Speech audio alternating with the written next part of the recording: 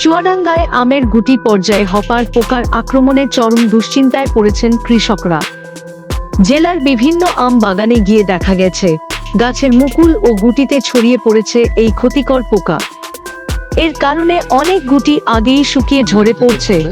যে কোনো বালাইনাশক স্প্রে করবেন না, একটা নির্দিষ্ট পোকার জন্য নির্দিষ্ট বালাইনাশকগুলো স্প্রে করবেন এবং সাথে সাথে যে জৈব বালাইনাশক আছে সেটা ব্যবহার করবেন এবং আঠালো খাদ ব্যবহার করবেন। এই সমন্বিত যদি চেষ্টা করা যায় তাহলে এখান থেকে হয়তো পোকার উপদ্রব থেকে রক্ষা পাওয়া যেতে পারে। ফলে সম্ভাব্য ফলন নিয়ে শঙ্কা দেখা দিয়েছে। কৃষকদের ভাষ্য, মৌসুমের শুরুতে আবহাওয়া অনুকূলে থাকায় ভালো ফলনের আশা করেছিলেন তারা, কিন্তু হঠাৎ করে পোকার আক্রমণে সেই আশা এখন অনিশ্চয়তায় পড়েছে। কৃষি বিশেষজ্ঞরা বলছেন, দ্রুত প্রতিরোধমূলক ব্যবস্থা না নিলে ফলনের ওপর বড় ধরনের প্রভাব পড়তে পারে।